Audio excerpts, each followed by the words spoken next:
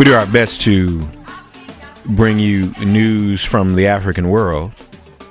We call it To the Womb Tuesday because Africa is the womb of all civilization, the mother of all civilization. Definitely the mother of the new president y'all just voted for, too. So we respect Mother Africa. I'll talk about the Congo tonight. You can go ahead and get on hold if you've got questions. 866-99-SIRIUS, 866-997-4748. Joining us now from the Congo is Kambale Musavuli. My brother, am I pronouncing your name correctly? Yes, you got it right, Mark. How are you? Fine, my friend. How are you? I'm doing well. Glad to be here. You are from the Congo, correct? That's correct. And you are a student here in the United States? Yes. Where are you in school and what are you studying? I am a junior, I would say a rising senior, at North Carolina A&T State University in Greensboro, North Carolina. Okay. And I'm studying civil engineering. And how long have you been here in America? I came here in 98, 10 years now. 10 years. But you're still a citizen in the Congo? Yes, I'm still. Okay. Are you seeking to be a U.S. citizen or are you going to remain a citizen in the Congo? That's a tough call for me. I have that dilemma at this moment, simply because I know my country needs me. My country is suffering, and my people are really crying.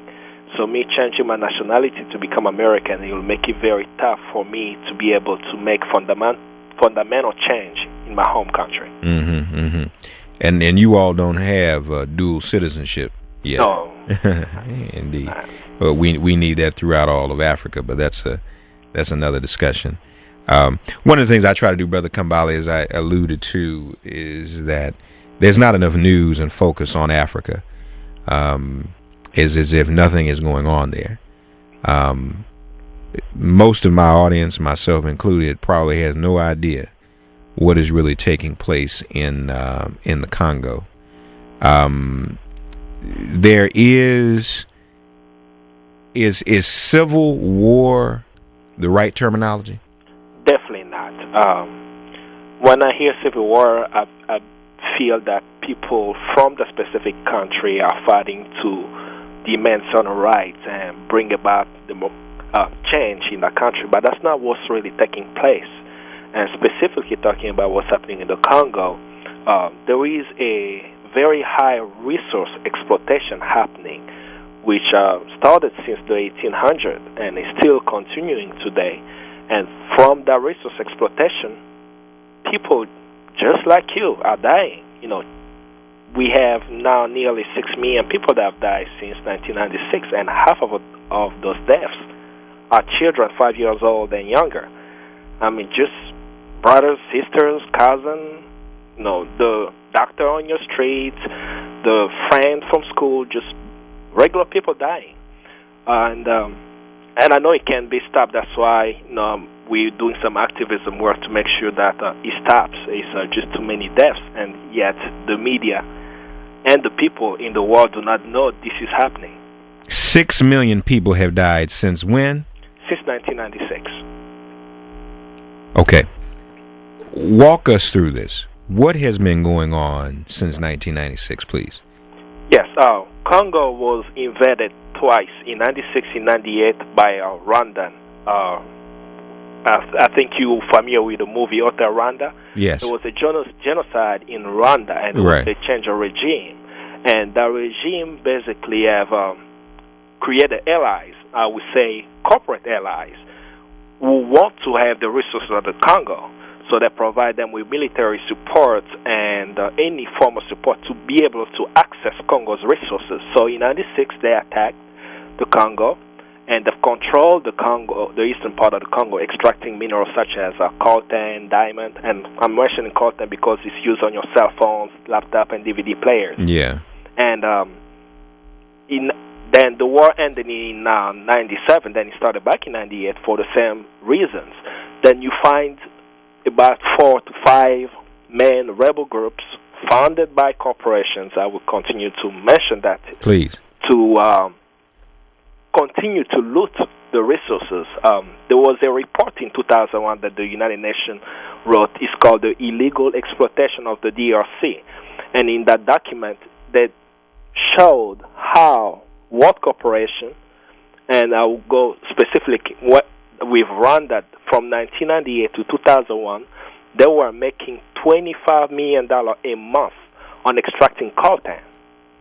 And so if you have to look at how they get those minerals from the resources, from the country, is they will go to villages, they will displace the people there. Various tactics that we use, the number one tactic that they use that's very efficient is to rape the women. And as they rape them in public. So, and the rape, that even though I'm mentioning that, you cannot even imagine the atrocity of a gang rape, included with knives, and it's so horrific what's happened to them. And as they do that in public, everyone that lives in that community, the first thing they will do is they will run away. So you have two choices. Either you get killed because you fight back, or you run away and take your family away from the area so you don't become another victim of that. And as they are displacing millions and millions of people, they are accessing the resources easily. And what's so interesting is that all the parties involved are known. All the corporations involved are known. They have been researched by the United Nations. The United Nations right now has the largest peacekeeping mission in the history of the United Nations there. But the average people can't even know that the phone that they hold is killing millions of people daily just because people have to access the resources to make it. So the Rwandan government, with the help of corporations, and in a moment I want you to name some of those corporations, is invading and continues to invade the eastern part of the Congo. That is correct. Now, what is the government of the Congo doing? The governor, we had an election in 2006. Right. The government of the Congo reigns over the Congo. It does not govern. What happened in 2006 is that the international community, with the United States included, spent over $500 million to legitimize a government. Not of the people. We have 65 million people in the Congo. And they didn't have a say so from the government because only 13 million voted and 40 of them voted for the government. So they spent so much money to legitimize a government that will allow easy access to the resources. That's where those corporations come in. I'm going to mention to you one that just came out. The Dan Ryder report in September. They did a piece called All Mine. And in that, they researched a company called Freeport McMoran out of Phoenix, Arizona, on how, during the rebellion, during the fight, they made deals with the Kabila government, and of course the government signed it because of they allow him through financial needs, financial help, to become a government. Some hideous contract, and many corporations did allow that to happen so that they would have a government which does not really help the people, which does not govern, as I mentioned. So if you... Now, Kabila, is he still the head of the government? Yes, he's still the head of the government at the moment. Yeah. So he's allowing these corporations, but now what is he doing with Rwanda? I mean, why is there violence if I understand you correctly, the government of the Congo is in bed with the same corporations that the government of Rwanda is in bed with? That is correct. It's a double-sided story where you have to see that even though the government is unable to be able to provide the support or the help to the people to stop this conflict, but the people on the ground also have organized themselves to try to help different communities. From the latest spasm, I think I'm pretty sure you are familiar with what happened in the past few weeks. Right, 2 weeks before the election, we had the latest spasm, where we see a rebel leader called Laurent Kunda picking up arms and attacking again the eastern part of the Congo in the pretext of protecting a minority ethnic group. Mm-hmm. And as it did that, of course, it angered a lot of Congolese, including people in the government. Even though we all realize that the government is inadequate, we are seeing the need of coming together to stop this. Because for 12 years, the Congolese have cried to the war. For 12 years, we have pleaded the case of what's happening, yet nothing is happening. But we are on the ground, able to see what's happening and try to start something. So what the government did for the last few weeks, there have been reports that the Angola is helping with with one of the fronts of the rebel, one of the front of the war, and there are also another militia group called Mai Mai, who are Congolese villagers that basically pick up arms to protect the villages. They're also helping. So, but it's becoming, to me, like a cycle, because I don't believe that there is a military solution to what's happening. Because when the ammunition ends, they will go back to their resources, sell it, buy more weapons, and continue to fight. But I believe there is a political solution where all the key players, Rwanda, Congolese government, come to the table and understand that we have to come together as black people. Like, the person shooting is not the corporation executive that's playing golf. All he sees is dividend for his company. How much shares they have, how big, if the stock went up or down. But you are on the ground picking up guns and shooting. So somehow bring them to the table and understand the bigger picture. Just imagine the Congo is the size of Eastern Europe, and it's 1/4 the size of the United States. It has so much minerals that there should not be anybody in this country or in the world poor. It has the agricultural capacity to feed the whole population of the world until 2050. Yet people are dying hungry. You have so much blessings that people should look at the Congo as the potential of what a peaceful Congo could be. But no, not too many people have caught on to that. It's been more so corporations who are greedy, who need those resources, that come and fund rebel militia, rebel groups, also foreign government, to attack the Congo continuously.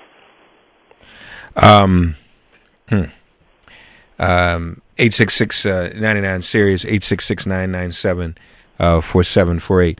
Kambale Musavuli, who is a student in the United States studying at North Carolina A&T University, he is a native of the Congo, telling us about the millions who have been killed in the Congo and in a struggle for mineral resources. How many U.S. corporations are involved in this, Kambale? There are numerous. I'm going to name the one I mentioned earlier, Freeport-McMoRan, out of Phoenix, Arizona. They are extracting a mineral called copper out of the Congo. You also have a company called Cabot Corporation, and I always mention that company a lot. Cabot is one of the number one seller of coltan in the United States, which means they give it to Verizon, Nokia, and all the others. And Cabot Corporation was listed as one of the 85 companies illegally exploiting the Congo by the United Nations.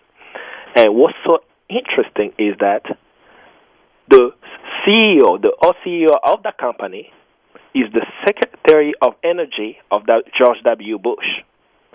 And I was thinking about that. I was like, wow. Wait. What is his name? His name is Samuel Boardman. And he is the Secretary of Energy of George W. Bush in his cabinet right now. And what's the name of the corporation? Cabot Corporation. It's out of Boston, Massachusetts. And what do they make? They sell coltan. Okay. Coltan is mined in the Congo, and they are illegally exploiting coltan out of the Congo. And they were listed by the United Nations. The 2001 report, the 2003 report on the illegal exploitation of the DRC. And he has all the list of the names. And, of course, on our website, too, we have that. That's CongoWeek.org. If you go to the site, on the download area, we have a list of companies. But, no, we try to connect the dots so that people see, okay, you have this person at this high place. You also have Freeport that makes millions of dollars. You have Kemet Corporation. You have IBM. They had tin from the Congo. There were allegations that they received tin for rebel area. You have the beers that get diamonds from the Congo.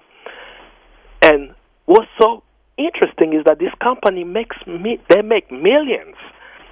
And they know from that 96 to now, millions have died. And none of them have taken a stand to speak out about it. None of them have done something drastic to say, okay, we are going to make sure that we're not funding the rebel groups, because of course they know they're receiving that from them. We are going to make sure that people are not dying in the Congo. For Freeport McMurray, what really was outrageous for me is that they displace villages. They promised them to have home for them. They're going to give them health care and basic things so they could get to the copper. Yet, they gave them tents. These people, they leave their huts in the villages to go live in tents. And nobody knows that story about these people. And I was so glad to see Dan Rather actually going to the Congo and film these people. Mm-hmm. Like, you move all of them, and it will not cost you more than $50,000 when you're making millions of dollars to have decent home for these villagers that you have moved away. And remember, all this is happening when there is a rebellion. All this is happening when people are dying. So it's like, how can they live to know this is happening? And that's why I'm very, very, very happy to see Barack Obama win the election.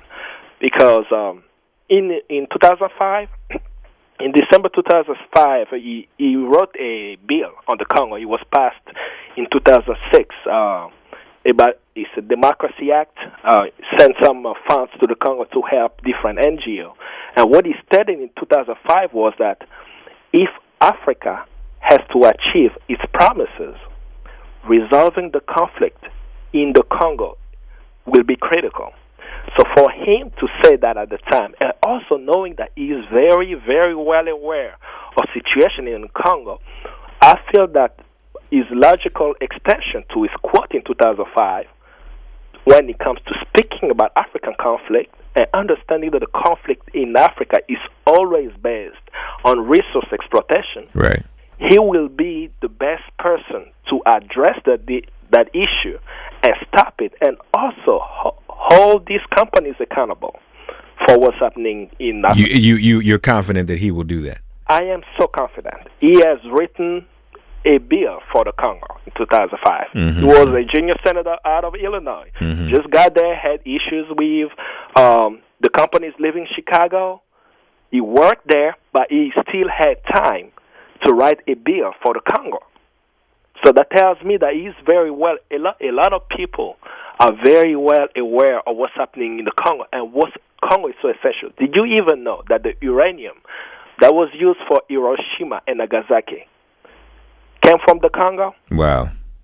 So it's like there is this connection with United States that have existed for centuries. Even in the 1800s, the first African-American Presbyterian missionary, William Shepherd, was there in the late 1890s, working with Congolese, preaching. You had George Washington Williams, another activist, who was there and called what was happening in the 1800s crime against humanity. I'm referring to in the late 1800s to 1915, we lost anywhere from 10 to 15 million Congolese under Leopold II's rule. They were killing people, chopping people's heads. But these two African Americans spoke out against the Congolese, against the deaths there. And they came out publicly around that time, said what's happening in the Congo is a crime against humanity. So we know we have been at the same side with the American people, especially the African American community, because they have always advocated for us. And now we're seeing the same thing that happened back in 1800 happening now. Yeah, yeah. All we can do is have the call out to the people to be able to come and help us stop this exploitation. Kambale Musavuli of the Congo, his organization Breaking the Silence. Also, folks, you can follow at congoweek.org, 866-99-SIRIUS, 866-997-4748, congoweek.org as well. Let's get a couple of calls, and I do want to mention that the Dan Rather report on corporate exploitation of the Congo is available online at congoweek.org. There was a cell phone, a sellout, because we all use our cell phones, and one of the mineral resources is coltan, which comes from the Congo. 6 million have died. Manzi is in Nebraska. Manzi, you're Congolese. God bless you. Yes, sir. Thank you. Yes, my name is Majan. I'm Congolese. I'm actually a Congolese Tutsi, like Laurent Kunda. Okay. Yes, and I agree with my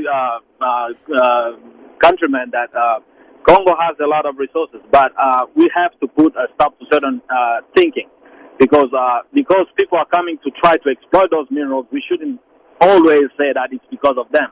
I'm a Tutsi. I'm here because I'm a refugee. And the reason why I'm a refugee is only because I'm a Tutsi. Okay, so what do corporations have to do with me being a Tutsi and being ousted from the country? We have to understand one thing. For Congo to go forward, we need ourselves to sit down and resolve our own issues and then go forward. Laurent Kunda is not Rwandese. Yes, he might have somebody backing him up, but as a matter of fact, he's defending his own people in that region, which I'm a part of. I came here as a refugee, and I used to live in Lubumbashi, which is the second biggest town in that country. Okay? Yes, they are exploiting copper, but to my knowledge, there's no copper in Kivu. Copper is in Shaba. You talk about diamond. Diamond is in Kasai and Kisangani. We have coltan. That's the only known mineral being used or exploited in that part of the region. It's unfortunate people are dying, but the fact is, since 1990 actually, there've been a lot of troubles in that region, only because certain people are affiliated to certain other people in another country, and that's not fair, and that's something he's not talking about. All right, let me get a response. Kambale? Oh, definitely. He spoke very eloquently about the same exactly that we've been talking about, resource exploitation. He mentioned how coltan is out in the Kivu area. He mentioned how copper is down in the Kasai and in Katanga, and same thing in the diamond in the Ituri province. So I think that we're on the same page when it comes to resource exploitation. I do believe that he's calling for a reconciliation, some form of table where the Congolese could have a talk. But for me, I believe that's necessary. But to stop the conflict in the Congo, you must stop the exploitation. Because while we are coming to the table and discussing the issues, we will always have the vultures around to be able to come and, let's say, buy off someone, say, okay, I need 70 tons of coltan. What can you do for me? I'll give you $10 million. So when we don't stop the corporate exploitation of the Congo, the conflict in the Congo will never stop. It will almost be like curing the symptoms instead of curing the root cause of the conflict. Yeah, no question about it. I disagree with that view for one reason. Congo has been sovereign since 1960. We've had bad people, bad managers. The problem with Congo has been management. But this conflict has as a modern day conflict started in 1994 because the people who came after perpetrating a genocide in Rwanda came on the border of Congo, and they were asked to move them because the United Nations, UNHCR, should have moved them away, further away from the border, and it wasn't done. And unfortunately, in that same region, there were other people who are Tutsis, but who are from Congo, and that's how that conflict started. The root of this problem that we have in that region is not about corporate coming in. Yes, corporate they may be using this as as an opportunity, but I don't think that's the root cause. The root cause is that we don't want to we don't want to cooperate amongst ourselves and talk and resolve our own conflict. Because if we do, we can manage and say, okay, if you want to invest, you come in and invest as a well-known entity. It's that simple. Well, Kambale, you would disagree with that? Definitely, I will have to disagree with that because we seeing that from a different perspective. As you saw, he didn't mention that he was a Congolese Tutsi. I am a Nande, but I do not call myself a Congolese Nande. So I understand that those strategies are also used as a pretext to justify the conflict in the Congo. We have 200 ethnic groups in the Congo. Every ethnic group in the Congo is a minority. But we do come together as a nation to solve the issue. Now, as you mentioned earlier, the United Nations High Commission for Refugees, UNHCR, even the former chief of the UNHCR, Antonio Guterres, stated the international community is a part of the problem, and the international community has systematically looted the resources of the Congo. So I understand that there is corporate interest that will stop the conflict, that will not want to see the conflict end. Just thinking about the latest spasm with Laurent Kunda, the rebel leader that's using the pretext that is protecting the minority Tutsi in the eastern part of the Congo. Let's make it plain. Why am I a refugee? I am a refugee like you too, brother. Well, it seems to me. It seems to me, though, Brother Manzi, that clearly we know that there are issues that exist between different groups, and there are issues that we as African people must address ourselves. Exactly.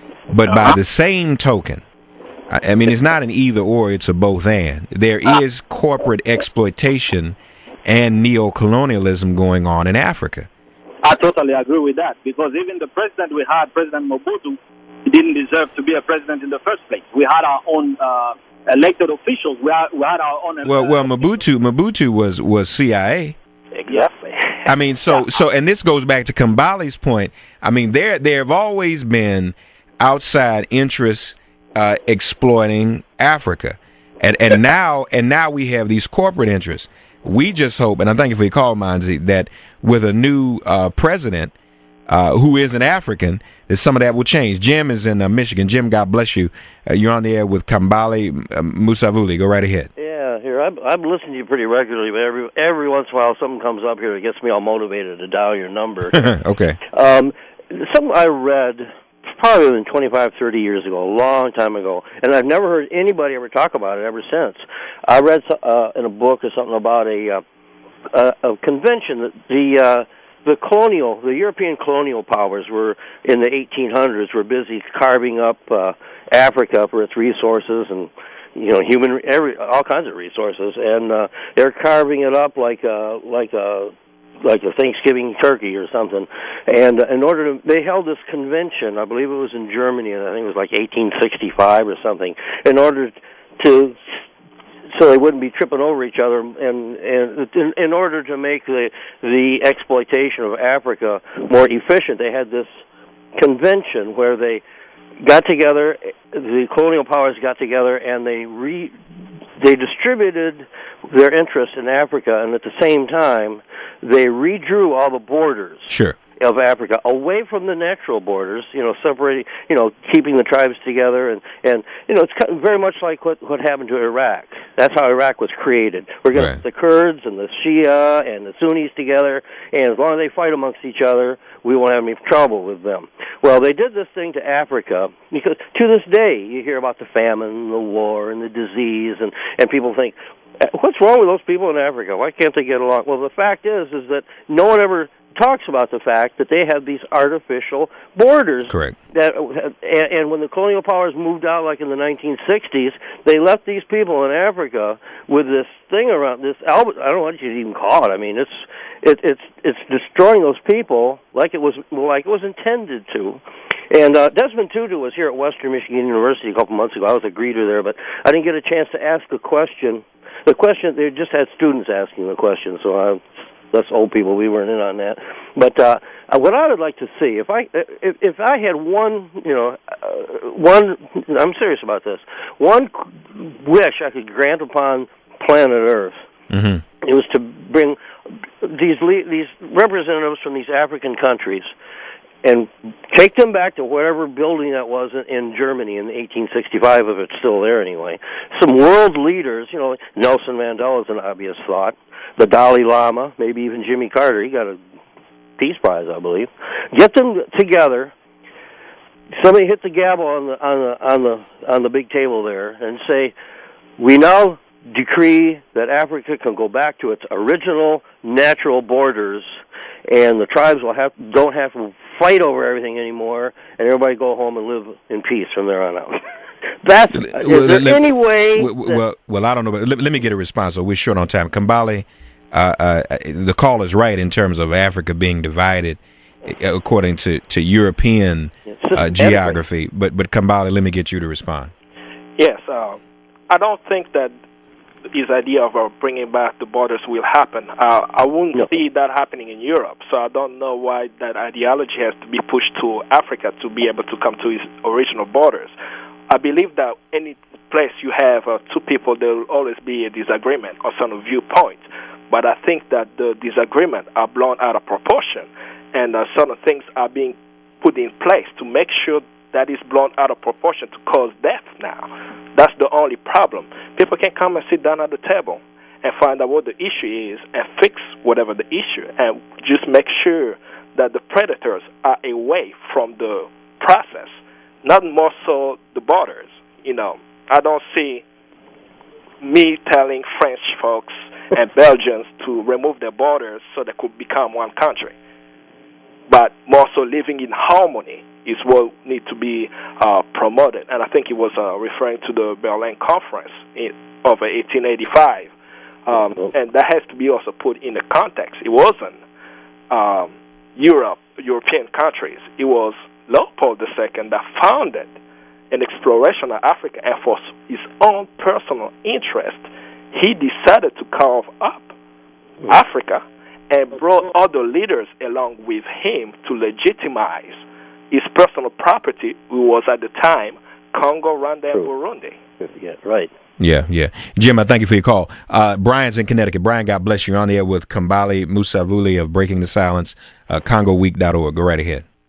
Well, thank you very much, and I appreciate your guests appearing with you.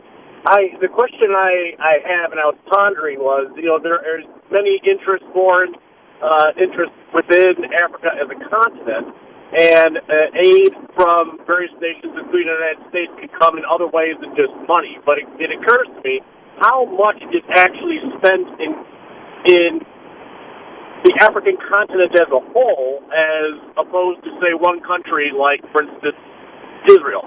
Is there not that there needs to be equality, but I would think that there should be some proportionate amount according to the need.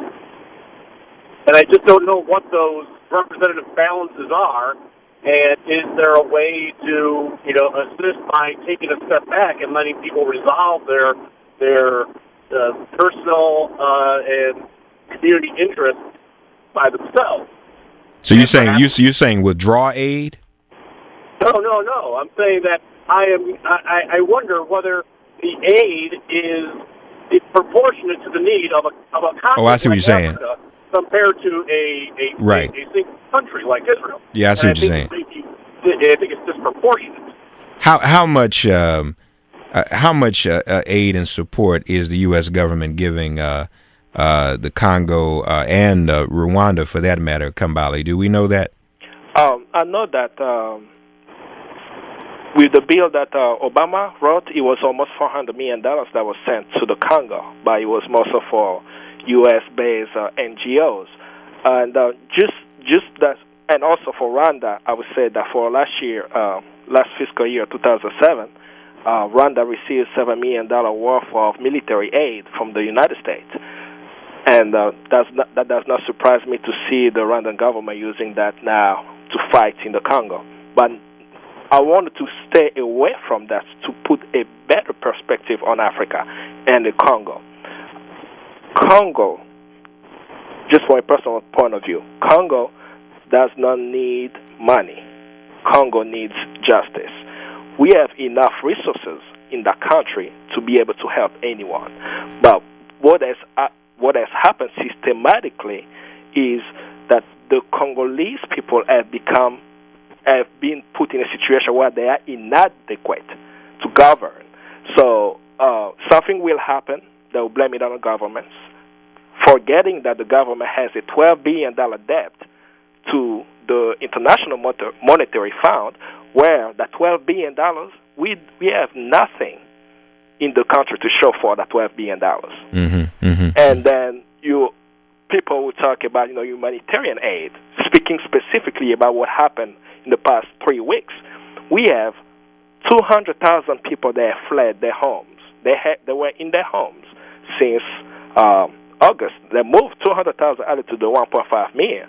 As they're fleeing, wherever they live, they're not able to feed themselves or taking care of themselves. Now you have cholera running around and people dying as we speak there because of the conflict that happened.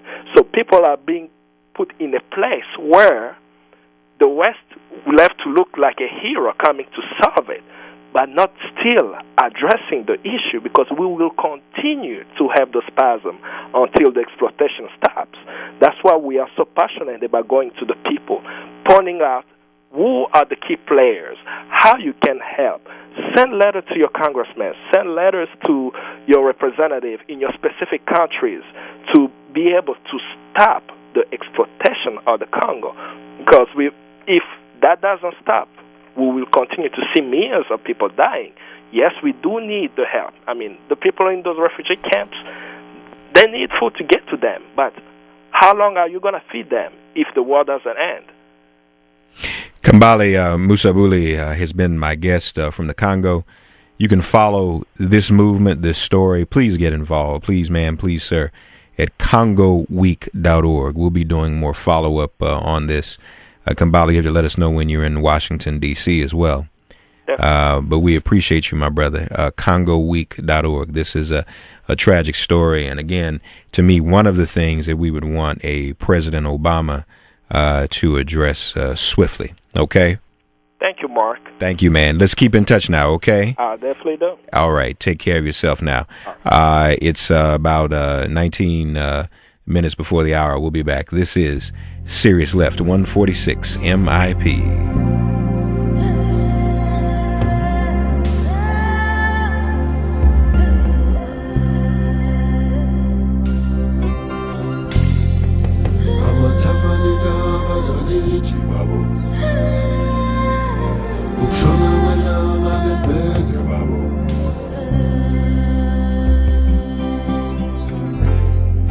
Picturesque sunset lights up the sky,